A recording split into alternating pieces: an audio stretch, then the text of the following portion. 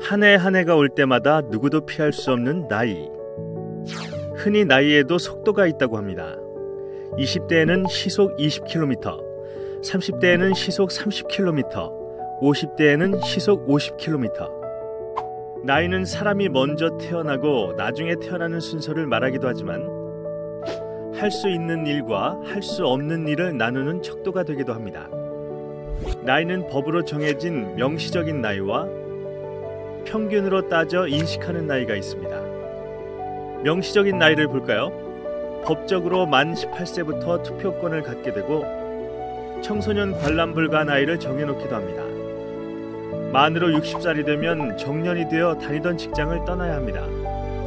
이와 조금 다르게 평균으로 인식하는 나이로 인생을 살펴봤을 때 평균적으로 2018년 기준으로 대졸 신입사원의 평균 나이는 30.9살입니다.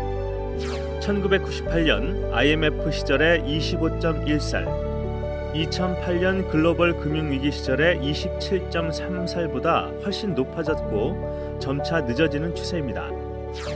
본격적인 경제활동의 시작은 30살이 넘어야 가능한 시대가 된 것이죠. 한 설문조사에 따르면 스스로 예상하는 퇴직 연령은 49.7세로 4년 전 50.9세에 비해 1.2세가 낮아졌습니다. 연령별로 보면 20대 직장인은 49.5세, 30대는 48.6세, 40대 이상의 직장인은 51.6세로 예상했다고 합니다. 기대 수명이란 신생아가 앞으로 생존할 것으로 기대되는 평균 수명으로 우리나라 남성의 기대 수명은 80.3세, 여성 86.3세입니다. 지금까지의 이야기로 보면 한국인은 30.9살에 직장을 갖고 49.7살에 퇴직을 하고 83.3살까지 살 수 있습니다. 그런데 여기에서 문제가 발생합니다.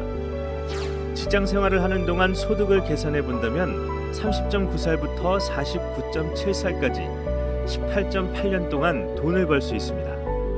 직장 생활을 하는 18.8년 동안 얻은 소득으로 83.3살까지 52.4년을 살아야 하고 49.7살부터 33.6년 동안은 별다른 소득 없이 살아가야 할 수도 있다는 이야기입니다. 그래서일까요? 우리나라의 실제 은퇴 연령은 70살로 OECD 평균인 64살보다 6년이 더 높습니다.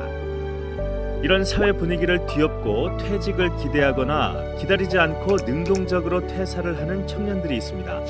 한 공중파에서 방영한 다큐멘터리 요즘 젊은 것들의 사표에서는 열심히 공부해서 대학에 들어가고 열심히 노력해서 취업에 성공한 청년들 중에 자신이 생각했던 직장의 모습이 실제와 달라서 자신이 추구했던 가치와 현실의 모습이 달라서 회사를 떠나서 창업을 하거나 자신의 취미와 적성을 따라 프리랜서로 진로를 바꾸는 청년들의 모습을 조명했습니다.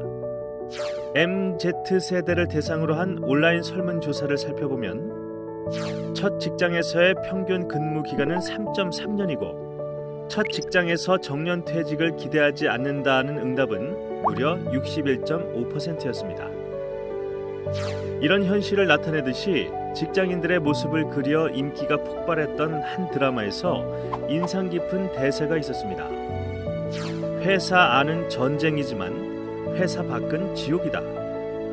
인생의 계획을 세우기 전에 우리는 이런 것도 생각해 봐야겠습니다. 누구나 언젠가는 지옥으로 나서야 한다.